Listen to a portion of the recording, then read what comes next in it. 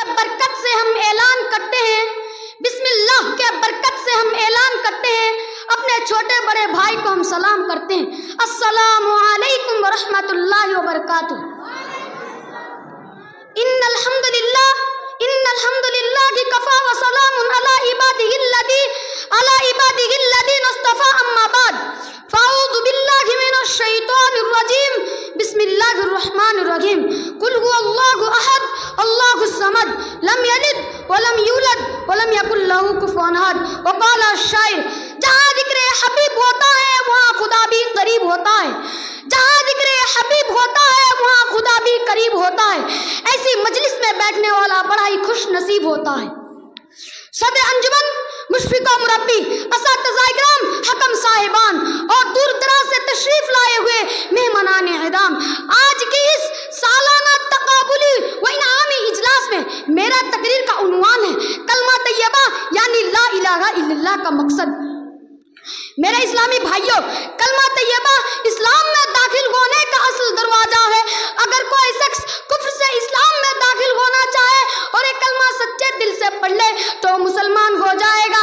اس مبارک کلمے کے دو حصے ہیں، پہلا حصہ لا الہ الا اللہ اور دوسرا حصہ محمد الرسول اللہ۔ سامعین کرام، پہلے حصے میں اگرچہ 4 الفاظ ہیں لیکن اس میں پورے دین کی ترجمانی ہے، اور اس لا الہ الا اللہ کا معنی اور اس لا الہ الا اللہ کا اصلی اور حقیقی معنی و مفہوم اگر ہمیں سمجھ میں آ جائے تو ہم ہر قسم کے شرک سے محفوظ ہو جائیں گے اور ہمارا ایمان مضبوط ہو جائے گا اور اس لا الہ الا اللہ کا معنی ہے نہیں ہے کوئی معبود پر حق مگر صرف ایک اللہ۔ دوستو، یہ وہی کلمہ ہے جس کی دعوت ہر پیغمبر نے اپنی اپنی قوم کو دیتے آئے ہیں۔ چنانچہ حضرت نوح علیہ السلام نے 950 سال تک اپنی قوم کو اسی کلمہ کی طرف دعوت دی۔ حضرت لوط علیہ السلام نے بھی اپنی قوم کو اسی کلمہ کی طرف دعوت دی۔ حضرت ہود علیہ السلام نے بھی اسی کلمہ کی طرف دعوت دی۔ حضرت اسحاق علیہ السلام نے بھی اسی کلمہ کی دعوت دی۔ حضرت ابراہیم علیہ السلام نے بھی اسی کلمہ کی طرف دعوت دی۔ حضرت موسیٰ علیہ السلام نے بھی اسی کلمہ کی دعوت دی، اور سب سے آخر میں ہمارے اور آپ کے پیارے نبی محمد رسول اللہ صلی اللہ علیہ وسلم نے بھی اسی کلمہ کی دعوت دی اور فرمایا، یا ایھا الناس قولوا لا الہ الا اللہ تفلحوا، اے لوگو تم لوگ لا الہ الا اللہ کی گواہی دو، کامیاب ہو جائے گے۔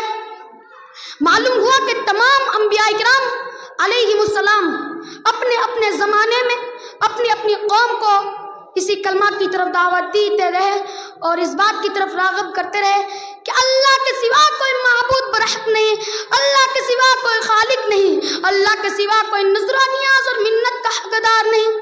اسی کلمہ توحید کی دعوت و تبلیغ کے نتیجے میں تمام انبیاء کرام علیہم السلام نے بہت تکلیفیں جھیلے۔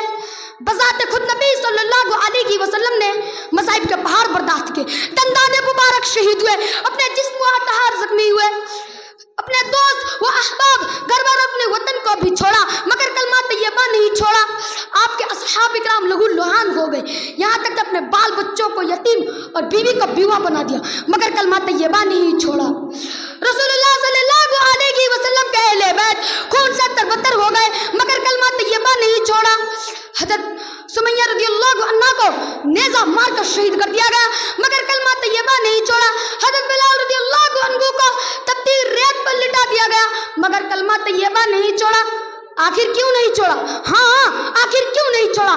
اسی لیے نہیں چھوڑا کہ کلمہ طیبہ آپ صلی اللہ علیہ وسلم کا منشور تھا، اسی لیے نہیں چھوڑا کہ کلمہ طیبہ آپ صلی اللہ علیہ وسلم کا دستور تھا۔ محترم سامعین، کلمہ کا دوسرا حصہ محمد الرسول اللہ یعنی حضرت محمد صلی اللہ علیہ وسلم اللہ کے رسول ہیں۔